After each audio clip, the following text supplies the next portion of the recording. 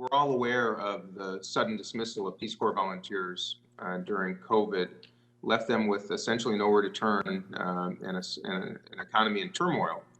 And recently I introduced the Utilizing and Supporting Evacuated Peace Corps Volunteers Act earlier this year in April. And that helped return Peace Corps volunteers back and help them get back on their feet through expanded health insurance and domestic job opportunities and an expedited enrollment process. We all agree on a bipartisan basis that the Peace Corps is the very best of America, the best leaders, and helps our brand on the global stage with our volunteers serving in communities all around the world, helping with sickness and hunger and economic insecurities, of course. So as we prepare to redeploy some of the very best Americans in our midst, my question is to you, Ms. Spahn. What steps have been taken to chart a clear path towards the redeployment of these ambassadors of our nation? And what additional assistance might Congress provide to help facilitate that process?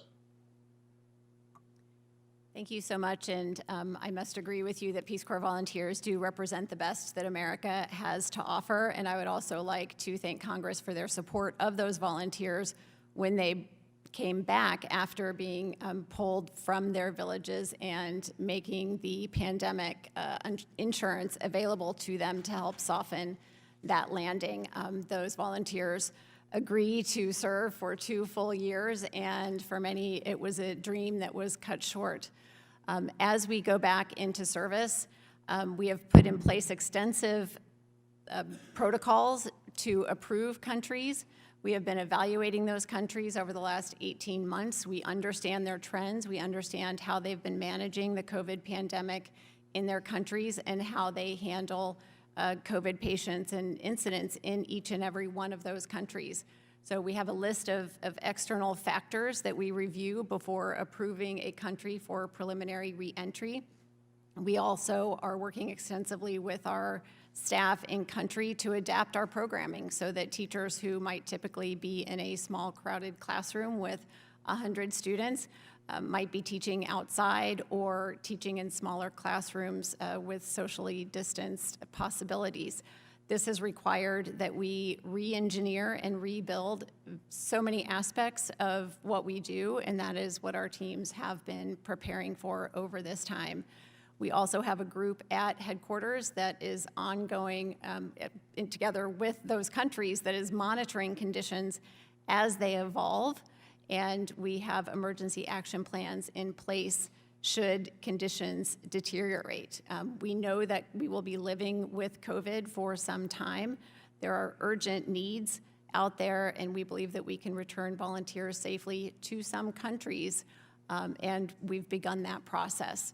There are others where it will take longer to return, primarily due to things like access to stable medical evacuation hubs.